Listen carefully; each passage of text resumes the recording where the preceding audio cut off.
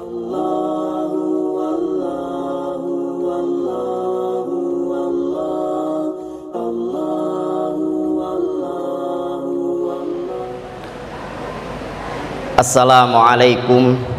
warahmatullahi wabarakatuh.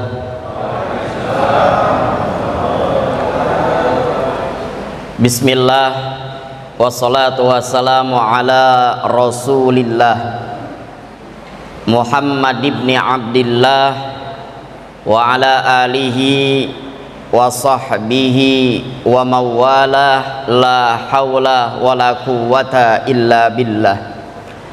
Allahumma faqihna fid din wa 'allimna at-ta'wil, amma ba'du.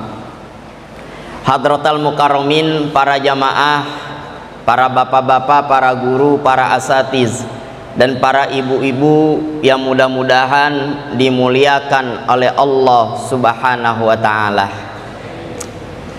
Alhamdulillah, pada pagi yang penuh berkah ini Allah memberikan kita nikmat sehat wal afiat, sehingga dengan nikmat sehat wal afiat kita dapat menghadiri acara tarhib Ramadan. Mudah-mudahan Allah berikan kita senantiasa nikmat sehat wal afiat dalam taat ibadah pada Allah Subhanahu wa ta'ala.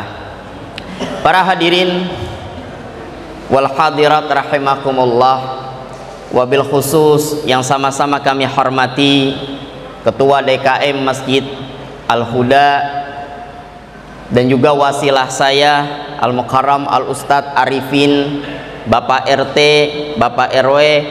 Mohon maaf saya tidak bisa sebutkan satu-satu, emang nggak ada catatannya Bu, nggak dikasih sama Ustadz Arifin ini catatannya. Jadi mohon maaf tidak mengurangi rasa takzim dan penghormatan kami kepada para guru, para jamaah Masjid Al-Huda rahimakumullah. Bapak-bapak dan ibu-ibu yang mudah-mudahan Allah muliakan, pada pagi ini mudah-mudahan kita semua masuk kategori hadis Nabi SAW yang bunyinya maqa'ada qaumun fi maq'adihi yadhkurunallaha illa haffathumul malaikatu wa ghasyiyatuhumur rahmah wa nazalat alaihimus sakinah. Tidaklah kita duduk dalam sebuah tempat yang dimana tempat ini, masjid ini, majlis dan lainnya, yazkurunallaha, mengingat Allah. Dengan kita tarhib Ramadan seperti ini mengingat Allah Subhanahu wa ta'ala, melainkan orang yang duduk itu, kata Nabi SAW, illa haffathumul malaikatu. Kita semua Bu, Pak, dikelilingi malaikat-malaikat Allah Subhanahu wa ta'ala. Tapi perlu diketahui, malaikatnya malaikat rahmat, bukan malaikat Israel. Kalau Israel yang tua duluan kayaknya yang dibabat. Malaikatnya malaikat rahmat. Maka kalau dikelilingi malaikat rahmat seperti ini, jangan sampai pulang duluan kalau belum doa. Kalau ibu-ibu pulang duluan, biarin dicegat sama malaikat di depan. Bukan hanya itu, kata Nabi SAW, wa ghasyiyatuhumur rahmah, Allah berikan cucuran rahmat Allah kepada orang yang duduk di majlis taklim, duduk di tempat yang dimana tempat itu zikir kepada Allah Subhanahu wa ta'ala, mengingat Allah Subhanahu wa ta'ala. Dan ganjaran yang ketiga, wa nazalat alaihimus sakinah, Allah berikan kita ketentraman dalam diri kita. Tiga hal ini mudah-mudahan kita dapat melalui hadis Nabi Sallallahu Alaihi Wasallam. Maka tadi MC tadi sudah membacakan tema pada pagi ini Bu. Temanya semangat Ramadan, semangat beramal soleh, raih kemenangan. Ini kira-kira semangat apa kagak Bu? Romanya ngantuk banget. Semangat Ramadan, semangat beramal soleh, raih kemenangan. Maka dari tema ini saya pengen mengambil satu surah di dalam Al-Quran. Kata Allah Subhanahu wa ta'ala, ini ayatnya udah pada hafal semua ini kayaknya nih. Wal asri innal insana lafi khusri illal ladzina amanu wa amilus shalihat wa tawasaw bil haqqi wa tawasaw bis. Dah, itu ayatnya Bu yang ingin saya sampaikan. Karena tadi bersinggungan tuh semangat Ramadan, semangat beramal soleh. Mari kita perhatikan ayat ini Bu. Wal asri, demi masa. Kata Allah Subhanahu wa taala, innal insana lafi khusrin. Semua manusia di muka bumi ini yang Allah Subhanahu wa taala ciptakan tidak terkecuali siapapun, yang penting dia manusia, lafi khusrin. Ini kalau kita lihat kepada kaidah ilmu nahwu, di situ udah pakai lamul ibtida mufidun li taukid, sungguh benar-benar dalam kerugian semuanya. Tapi Allah Subhanahu wa taala mentaksis manusia yang gimana, yang enggak rugi. Kata Allah Subhanahu wa taala, illal ladzina amanu wa amilus sholihat. Yang tidak rugi adalah orang manusia yang beriman dan beramal soleh. Tema kita ini adalah semangat beramal soleh. Ibu, bapak boleh prosek di Al-Quran. Ketika disebut dengan amilus sholihat, tidak terlepas dengan kalimat amanu. Silakan buka di dalam surah Al-Baqarah. Kata Allah Subhanahu wa taala, wa basyiril ladzina amanu wa amilus solihati anna lahum jannatin tajri min tahtihal anhar. Amanu wa amilus solihat. Ketika disebut amilus solihat diiringi dengan amanu. Ketika beramal soleh, beriman kepada Allah Subhanahu wa taala. Dan di dalam surah Al-Baqarah juga Allah Subhanahu wa taala katakan, innal ladzina amanu wa amilus shalihat ulaika ashabul jannah hum fiha khalidun. Disebut amanu diiringi amilus shalihat. Ini petanda ketika kita beramal soleh, amalan baik, itu harus diiringi dengan amanu, beriman kepada Allah Subhanahu wa ta'ala. Apa yang harus kita lakukan? Wa amilus shalihat, beramal soleh, apa yang harus kita lakukan? Ini kan mumpung masih di bulan Sya'ban Bu, Pak, masih ada kurang lebih 4-3 harian. Salah satu amaliyah supaya menjadi bekal amal soleh, Rasul Shallallahu Alaihi Wasallam pada bulan Sya'ban ini aktsara minhu siyaman fi Sya'ban, banyak puasa di bulan Sya'ban.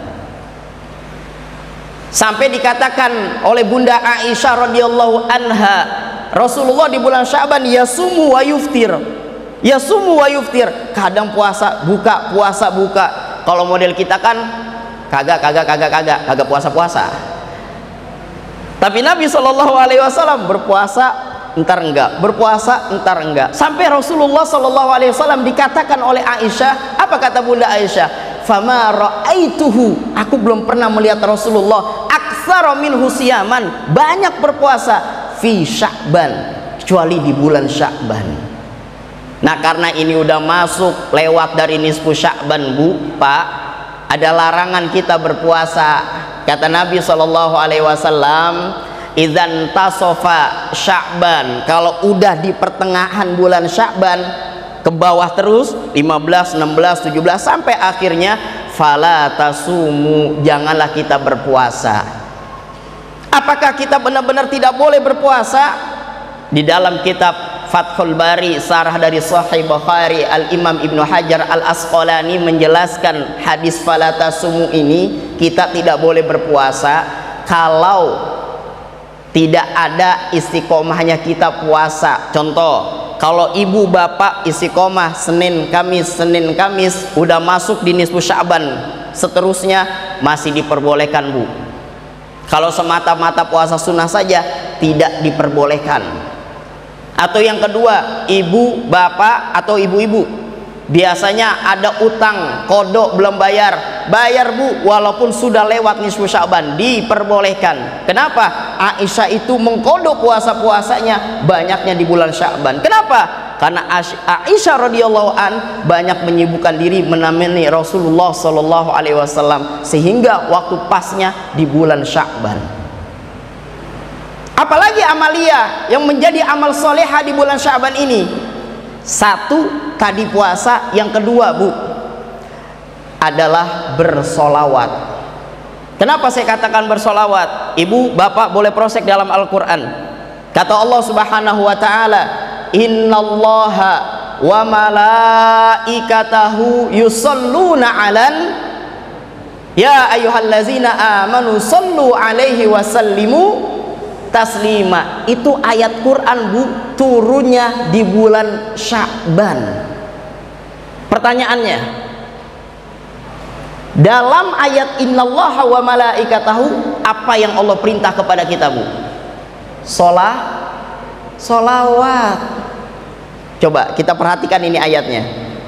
Innallaha, sesungguhnya Allah, wa malaikatahu, dan malaikat-malaikat Allah, yusalluna ala nabi, bersolawat kepada kanjeng Nabi sallallahu alaihi wasallam.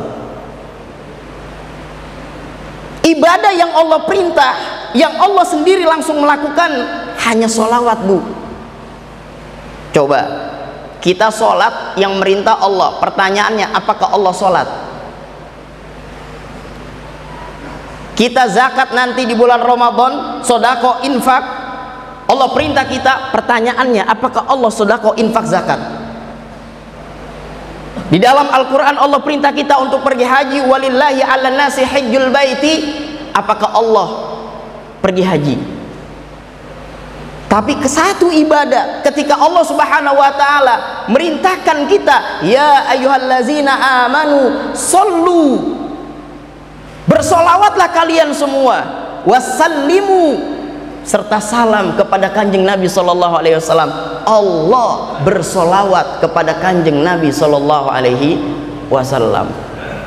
Timbul pertanyaannya begini Pak, Bu, kalau Allah bersolawat kepada kanjeng Nabi, bagaimana Ustadz caranya? Kalau kita bersolawat kepada kanjeng Nabi, Allahumma sholli ala Sayyidina Muhammad wa ala ali Sayyidina Muhammad. Kalau Allah bagaimana? Apakah sama kayak kita? Maka di tarhib Ramadan ini bukan hanya sebatas kita hadir, melainkan pulang dari sini kita bawa ilmu yang kita peroleh dari tarhib Ramadan di pagi yang mulia ini. Lalu bagaimana caranya Allah bersolawat? Salah satu di dalam kitab At-Ta'liqat Alamatil Baikuni karangan Syekh Muhammad Muhajirin Amsar Ad-Dari, beliau orang Bekasi. Dalam kitabnya ada sebuah bait dari matan Baikuni, abda'u bil hamdi musalliyan ala Muhammadin khairi nabiyyin ursila. Ada bahasa musalliyan, beliau menjelaskan solawat maknanya ada 3. Kalau datangnya dari Allah, idza udifat ilallah, solawatnya itu disandarkan dari Allah. Innallaha, sesungguhnya Allah berselawat kepada kanjeng Nabi, famaknahu ar-rahmah, maksudnya Allah bersolawat kepada kanjeng Nabi, itu maksudnya Bu, Pak, Allah memberikan cucuran kasih sayang kepada kanjeng Nabi sallallahu alaihi wasallam. Wa malaikatahu, kalau dari malaikat apa maknanya? Apa maksudnya? Wa malaikatahu wa iza udifat ilal malaikah, kalau solawat itu disandarkan kepada malaikat, famaknahu al istighfar, makna solawat itu menjadi makna ampunan. Saya lagi ngejelasin gini, diceletuk sama jamaah, Pak Bu, Ustadz, kalau malaikat solawat kepada kanjeng maknanya istighfar, bukankah Nabi Muhammad dosanya udah dihampunkan oleh Allah subhanahu wa ta'ala, udah diklaim sama Allah masuk surga? Kenapa mesti diistighfarin oleh malaikat? Kalau begitu istighfarnya malaikat nggak ada gunanya buat Nabi Muhammad SAW. Rata-rata orang kebanyakan tahu fungsinya istighfar cuman pengampun dosa. Bener gak Pak Bu? Rata-rata orang kebanyakan nih taunya apa fungsi istighfar? Penghapus dosa. Apakah hanya itu? Bukan hanya itu, hadirin wal hadirat. Di dalam kitab Bujairami Al-Imam Al-Khatib menjelaskan yang namanya fungsi istighfar bukan hanya yang namanya itu ampunan dosa, melainkan diangkatnya derajat kita di sisi Allah Subhanahu wa taala bagi orang yang dosanya diampuni sama Allah, seperti Kanjeng Nabi Muhammad sallallahu alaihi wasallam. Maka Nabi Muhammad dosanya diampunkan sama Allah, diklaim masuk surga, diistighfarin oleh malaikat.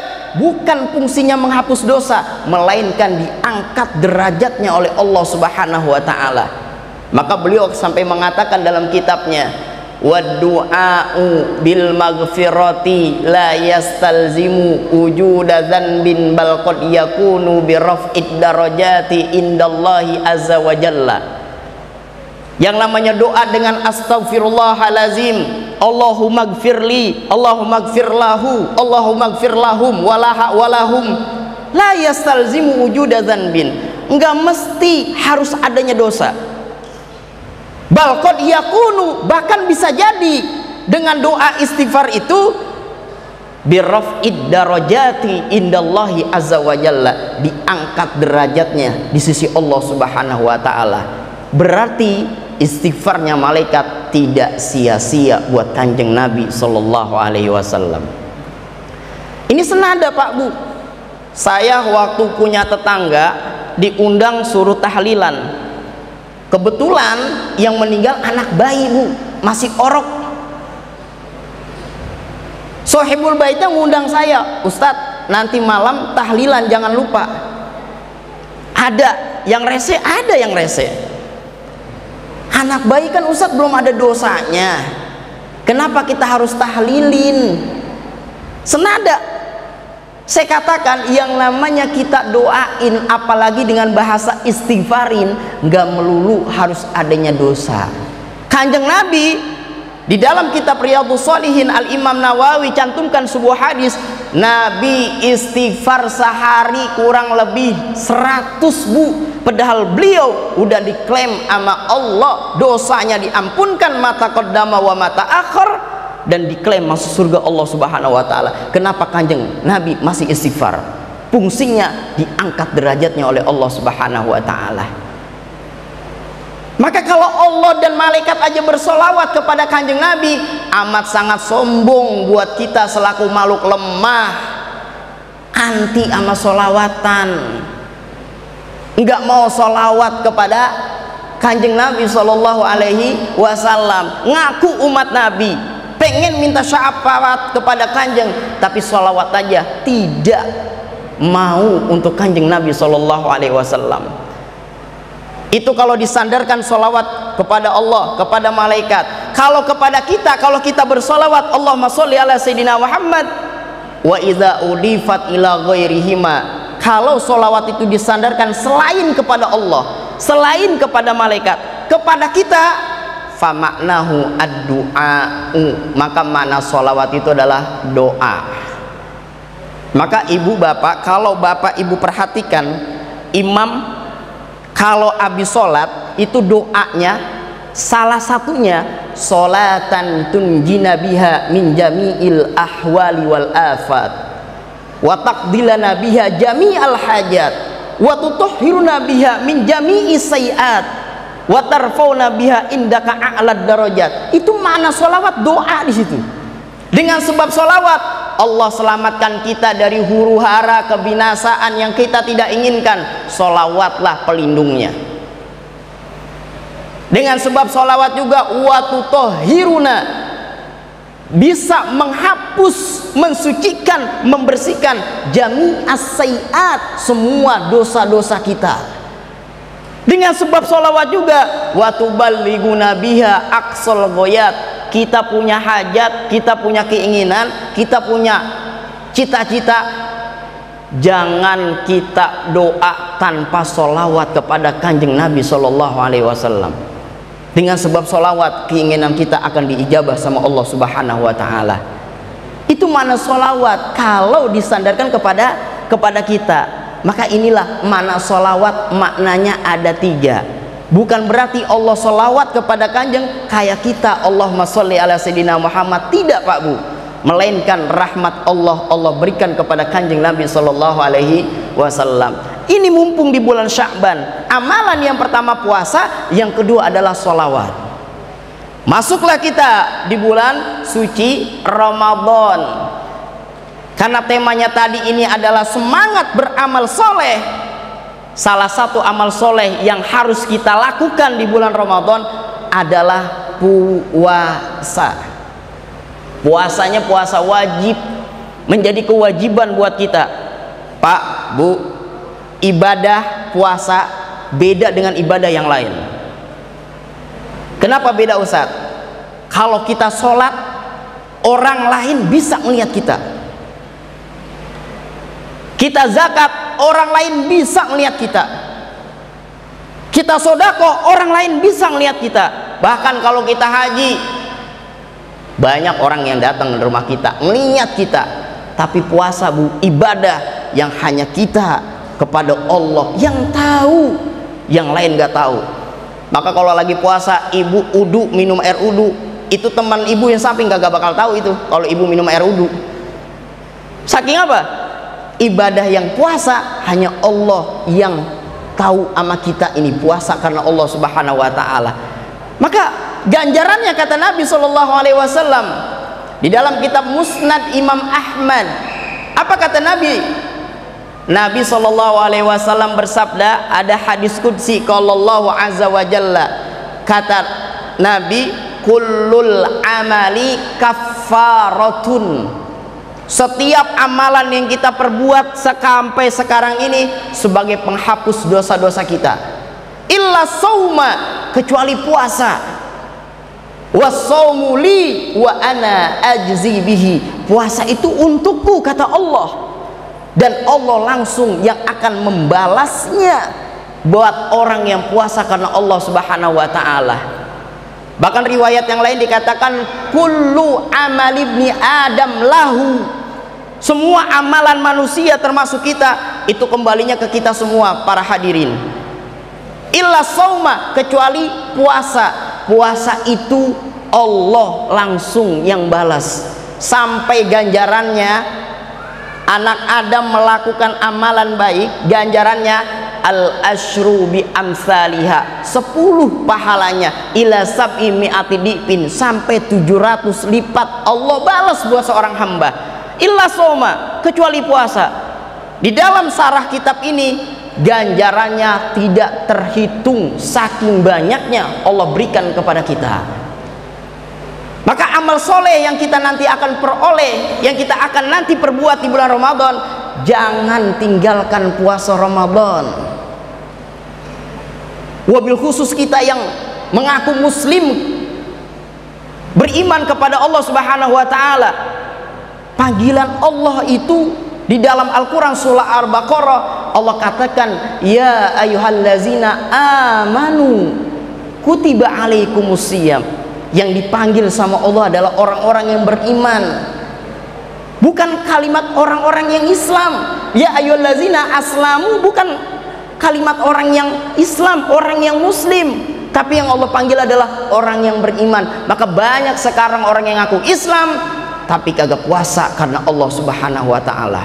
Makanya Allah panggil dengan kalimat amanu, beriman. Kalau udah beriman kepada Allah Subhanahu Wa Taala, dia puasa karena Allah Subhanahu Wa Taala. Ini amalan tarhib Ramadan, jangan sampai kita tinggalkan puasa. Ustadz, kalau kita nggak sanggup puasa, kalau kita nggak sanggup puasa karena kita uzur sakit, atau dari pihak wanita karena dia hamil, karena dia menyusui, apakah diperbolehkan dia tidak puasa? Diperbolehkan, diperbolehkan dia tidak puasa, tapi dengan syarat, ketika nanti sudah selesai Ramadan, buat orang yang menyusui atau orang yang hamil wajib mengqadha puasanya. Buat orang yang nggak mampu puasa juga, di Ramadan aja Ustadz nggak mampu, apalagi di bulan selain Ramadan, wajib bayar fidyah. 1 hari dia ninggalin puasa, 1 mud untuk memberikan fakir miskin. Ini salah satu kewajiban perintah Allah Subhanahu wa Ta'ala. Maka di dalam ibadah-ibadah yang Allah perintah, coba Bu lihat, kalau kita sakit, kalau kita nggak mampu berpuasa, boleh kita nggak puasa. Tapi kalau sholat, nggak ada satu dalil pun yang menunjukkan boleh ninggalin sholat. Pernah ada ustadz yang menyampaikan boleh ninggalin sholat? Saya sampai detik ini belum pernah lihat ustadz nyampein boleh ninggalin sholat.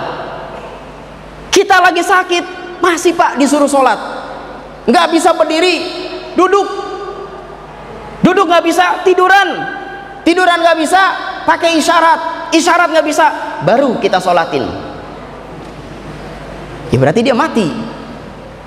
Nggak ada satu dalil pun yang membolehkan kita ninggalin sholat. Kalau kita haji nggak mampu, ada badalnya. Kalau zakat kita nggak mampu, jangan jadi muzaki, jadi mustahik, orang yang berhak menerima zakat. Kalau kita ibadah yang lain nggak mampu, ada rukhsahnya. Tapi kalau sholat nggak ada dalil untuk kita boleh meninggalkan sholat. Sampai kalau kita dalam medan perang, Rasulullah sholat Pak Bu. Sholat apa? Sholat khauf.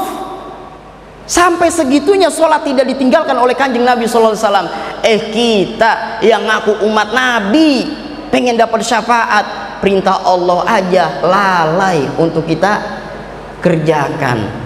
Apalagi ini momentum masjid udah bagus banget, tinggal dipoles dikit, dirapikan, rapatkan barisan, isi kajian, sholat berjamaah, jangan sampai kita tinggalkan. Kalau seandainya masjid udah rapi, udah bagus, jamaahnya nggak ada, buat apa ini masjid kalau bukan buat ibadah kepada Allah Subhanahu wa Ta'ala? Maka ini poin, ketika kita masuk di bulan suci Ramadan, wa amilus solihat, beramal soleh karena Allah Subhanahu wa Ta'ala. Salah satunya adalah puasa.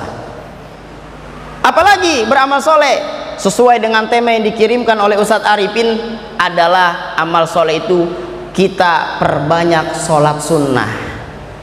Minimal sholat taraweh. Sholat taraweh ini Bu cuma di bulan Ramadan, nggak ada di bulan yang lain. Jadi jangan sampai kita sia-siain. Kalau kita mampu, lagi tidak ada kerjaan di luar, ayo Bu merapatkan barisan di masjid. Nggak usah makin lihat imamnya. Ini kadang-kadang kita sholat taraweh ngeliat imam sih, Ustadz ini imamnya lama banget, saya kagak jadi sholat taraweh dah. Bukan karena Allah, berarti karena imam yang cepat. Terkait nanti 8 rakaat kek, terkait nanti 20 rakaat, semuanya ada dalilnya, nggak usah pakai berantem. Kalau ada udah masuk di bulan suci Ramadan, pada berantem jamaah gara-gara 8 rakaat sama 20 rakaat. Saya kadang-kadang masih suka bingung, ngapa yang itu sih yang jadi diurus? Orang yang mabuk banyak, orang yang maksiat banyak, ini orang yang sholat tarawih malah diomel-omelin. 8 rakaat kagak sah, kayak dia yang nilai hak prerogatif ibadah, bukan Allah Subhanahu wa Ta'ala. Di sini 8 rakaat kagak jadi masalah, 20 rakaat kagak jadi masalah. Mau bikin ini 100 rakaat, insya Allah kagak ada jamaahnya. 20 aja pada ngeliat imam, apalagi 100 rakaat. Nggak apa-apa Bu. Hadis Nabi di dalam kitab Sahih Bukhari, kata Rasul sallallahu alaihi wasallam, "Man qama Ramadhana imanan wa ihtisaban, ghufira lahu ma taqaddama min dzambi." Kalimatnya itu qama Ramadan. Al-Imam Nawawi dalam kitab Sahih Nawawi Sarah Muslim itu menjelaskan qama Ramadan ay qiyamus sholati tarawih. Yang dimaksud dengan qama Ramadan adalah sholat tarawih. Dan di situ apakah Nabi menyebutkan bilangannya berapa? Rasulullah sampai bilang, siapa orang yang menegakkan qiyam Ramadan, ay salat tarawih, karena iman, bukan karena imam, karena iman kepada Allah, mengharap ridho Allah Subhanahu wa Ta'ala, diampunkan dosanya sama Allah yang akan datang yang lalu.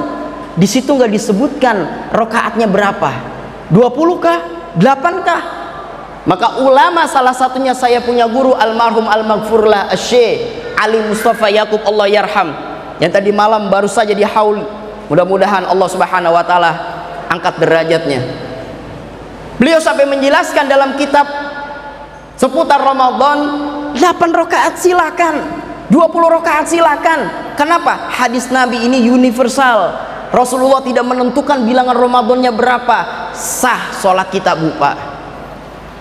Kalau ditanya balik, Ustadz, karena kita hidup ini bermazhab, ada Imam Abu Hanifah, ada Imam Malik, ada Imam Syafi'i, ada Imam Ahmad bin Hambal. Menurut Imam Syafi'i berapa rakaat? Baru itu kita lari kepada fikihnya.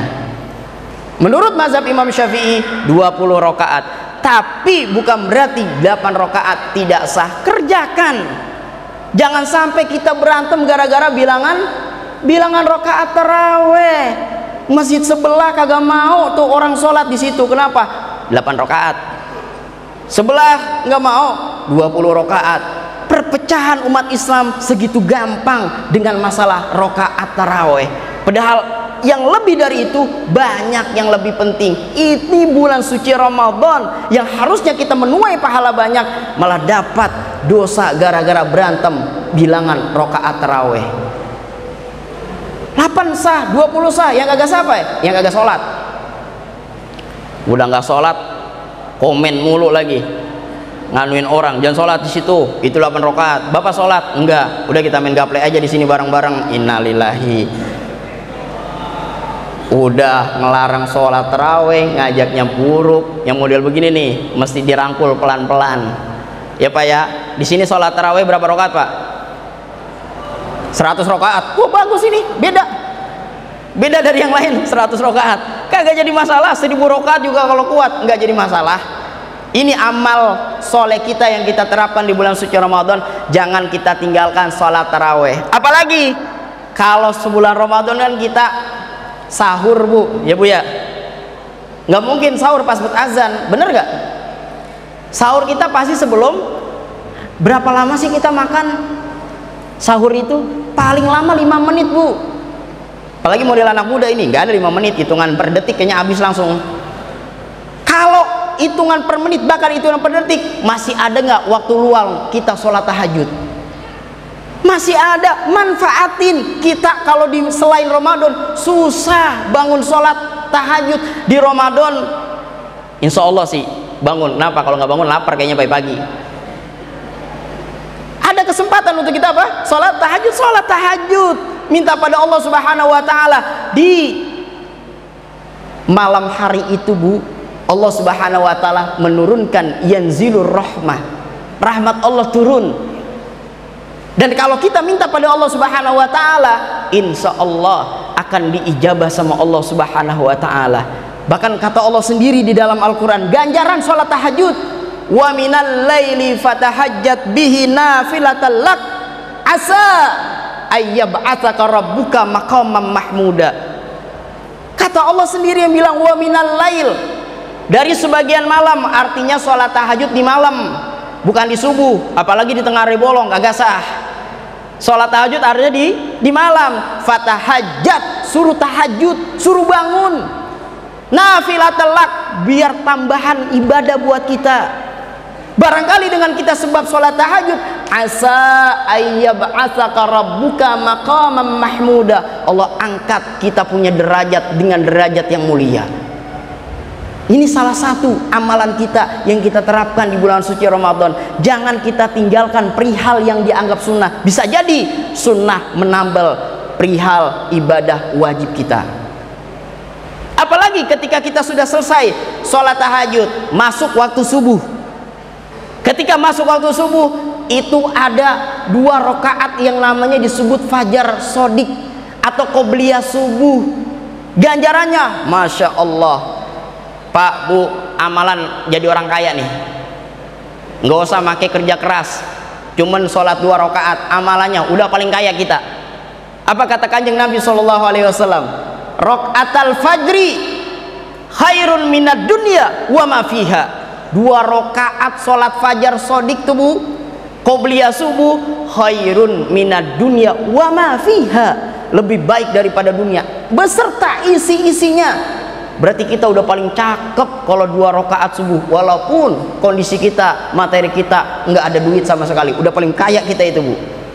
Sholat 2 rakaat itu jangan sampai kita lalaikan. Mustajab itu doa kita, akan dikabul doa kita oleh Allah Subhanahu wa taala. Mohon pada Allah Subhanahu wa taala. Minimal sunnahnya itu yang kita jaga. Lebih dari itu amat sangat baik. Lalu apalagi wa amilus sholihat, sesuai dengan tema kita sholat sudah, kita sunnahnya sudah. Jangan lupa Bu, yang namanya di bulan suci Al-Quran, di bulan suci Ramadan Allah turunkan Al-Quran. Maka kita usahakan interaksi kita kepada Al-Quran. Dengan cara apa? Baca itu Al-Quran, jangan dijadiin pajangan aja di rumah. Al-Quran itu Masya Allah, coba kita lihat sejarah Bu. Kenapa Nabi Muhammad SAW Nabi yang paling afdol dibandingkan Nabi yang lain? Kenapa malaikat Jibril, malaikat yang paling mulia dibandingkan malaikat yang lain? Kenapa bulan suci Ramadan bulan yang paling mulia dari 11 bulan yang lain? Karena satu penyebabnya. Apa itu? Al-Quran. Jibril alaihissalam tugasnya membawa, menyampaikan wahyu Al-Quran. Maka beliau Jibril alaihissalam afdolul malaikah, malaikat paling afdol dibandingkan malaikat yang lain. Nabi Muhammad SAW Nabi terakhir pembawa kitab suci Al-Quran, afdolul anbiya'i wal mursalin, Nabi dan Rasul yang paling mulia. Kenapa kanjeng Nabi paling mulia? Karena beliau menyampaikan kitab suci Al-Quran di malam hari, ada malam Jumat dan lainnya. Kenapa malam Lailatul Qadar paling mulia? Karena di malam Lailatul Qadar inna anzalnahu fi Lailatul Qadar, sebab turunnya Al-Quran Lailatul Qadar jadi mulia. Bukan Lailatul Qadarnya yang mulia, sebab Al-Qurannya, maka Lailatul Qadar jadi mulia. Ramadan kenapa paling mulia dibandingkan bulan yang lain? Syahrul Ramadan allazi unzila fihil Quran, di bulan Ramadan lah Allah turunkan Al-Quran. Kalau mereka semua jadi mulia dengan sebab Al-Quran, bagaimana kehidupan kita kalau bukan hanya di Ramadan, setiap hari, setiap bulan kita baca Al-Quran, Allah muliakan kita fid dunya wal akhirah.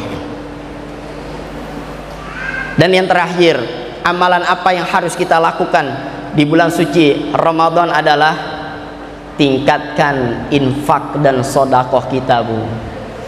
Kita udah punya markas, punya tempat ibadah. Ibu bisa lihat depan, kiri, kanan belum dipoles, apalagi di luarnya. Kalau kita punya harta, punya kelebihan, ayo Bu sodakohin, ayo Bu infakin. Kenapa saya katakan seperti itu? Lihat di dalam Al-Quran, wa anfiqu mimma razaqnakum min qabli ayyatiya ahadakumul maut. Kata Allah Subhanahu wa taala, infakkanlah hartamu dari apa yang Allah udah beri rezeki kepada kalian, sedekahkanlah. Kenapa? Fayaqula Rabbi laula akhartani ila ajalin qarib. Ya Allah, andai kata engkau menunda ajalku sehari aja, sebentar aja tunda. Apa jawaban orang yang berharap itu? Fa'akun fa'asaddaqa wa akum minas solihin. Aku akan bersodakoh, aku akan infak. Pertanyaan saya Bu, kenapa dipilihnya sodakoh? Kenapa bukan sholat? Kenapa bukan haji? Kenapa bukan umroh? Malah pilihnya fa'asaddaqa wa akum minas solihin. Jawabannya, karena dengan sebab sodakoh matinya kita, pahala masih ngalir. Beda dengan sholat. Kita sholat, meninggal kita, selesai perkara kita, tinggal dihitung oleh malaikat. Tapi kalau kita sodakoh, meninggalnya kita itu akan jadi amal jariyah sesuai dengan hadis Nabi SAW. Iza mata ibnu Adam, ketika meninggalnya manusia, in qata'a amaluhu illa min salasin, habis semua amal kita, terputus semua kecuali 3. Dari 3 itu salah satunya adalah sodakotin jariyatin, sodako jariyah. Saya umpama ini masjid, kita pengen sodako cuman 1 paku, emang kebangetan banget 1 paku doang. 1 paku, Satu paku ini ditancapkan di tembok, dan di tembok itu digantungin tuh jam.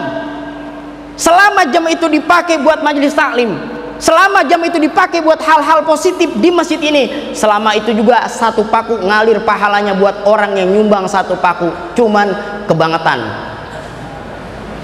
satu paku masjid lebar begini, semen berapa sak, belum pasirnya, belum catnya dan lainnya. Kalau punya duit, ayo sumbangsikan. Buat apa? Amal jariah. Kenapa saya sampai sebegitu menekannya untuk kita sedekah? Bu, harta bu paling ribet ditanyanya. Kata Rasul sallallahu alaihi wasallam, la tazulu qadama 'abdin yaumal qiyamah. Ini dua kaki kita tidak akan bergeser ke surga dan ke neraka Allah hatta yus'ala, sampai ditanya. Pertama, an umrihi fima afna, umur kita pakai untuk apa? Hanya itu yang ditanya. Wa an ilmihi fima fa'al, ilmu yang kita dapat buat apa kita gunakan? Hanya itu yang ditanya. Tapi beda dengan harta. Wa an malihi, ketika ditanya tentang harta, pertanyaan pertama, min aina iktasabahu, dari mana engkau dapat harta ini? Pertanyaan yang kedua, wa fima anfaqahu, untuk apa kamu infakkan harta ini? Double pertanyaannya dibandingkan yang lain. Maka kalau ada orang kaya, pelit, koret, mati, rada ribet masuk surga Allah Subhanahu wa taala. Kenapa? Hartanya itu nanti akan memakan dia yang tidak mau sedekah, yang tidak mau infak, padahal di depannya memerlukan dana besar. Karena sebab dialah jadi ketunda ini masjid.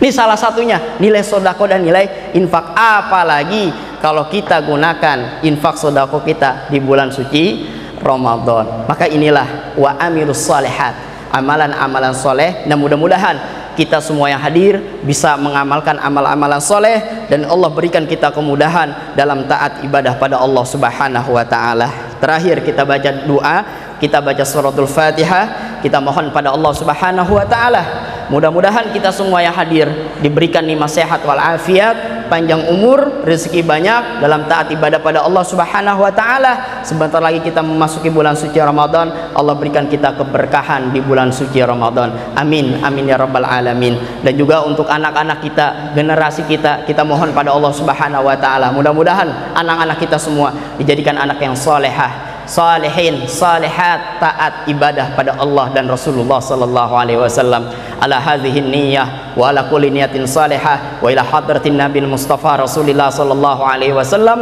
Al-Fatihah. Bismillahirrahmanirrahim. Alhamdulillahirabbil alamin arrahmanir rahim maliki yaumiddin. Iyyaka na'budu wa iyyaka nasta'in ihdinas siratal mustaqim siratal ladzina an'amta 'alaihim ghairil maghdubi 'alaihim waladdallin. Amin. Bismillahirrahmanirrahim. Alhamdulillahirabbil alamin hamdan yuwafi ni'amahu wa yukafi'u mazidah. Allahumma shalli wa sallim ala sayyidina Muhammadin wa ala ali sayyidina Muhammad. Allahumma rabbana ya Allah, la tada' lana fi masjidina hadza dzanban illa ghafartah, wala da'iyan illa ajabtah, wala hamman illa farajtah, wala maridan illa syafaitah, wala hajatan min hawaiji dunya illa yassartah. Rabbi yassir wala tu'assir innaka antal muyassir. Allahumma barik lana fi Sya'ban wa ballighna Ramadan. Allahumma barik lana fi Sya'ban wa ballighna Ramadan fi sihha wa afiyah wa salamah. Rabbana taqabbal minna innaka antas samiul alim wa tub alaina innaka antat tawwabur rahim. Allahumma sallimna wal muslimin wa afina wal muslimin wahdina wal muslimin wa wafiqna wal muslimin birahmatika ya arhamar rahimin. Rabbana atina fid dunya hasanah wa fil akhirati hasanah wa qina adzaban nar. Wa sallallahu ala sayyidina Muhammadin wa ala alihi wa sahbihi wa sallam walhamdulillahi rabbil alamin. Terima kasih banyak atas segala perhatiannya. Qalilun qarra khairun min kasirin farra. Sedikit yang kita paham lebih baik daripada banyak enggak paham. Kafaitu bihadzal qadar. Assalamualaikum warahmatullahi wabarakatuh. Innallaha wa malaikatahu yusalluna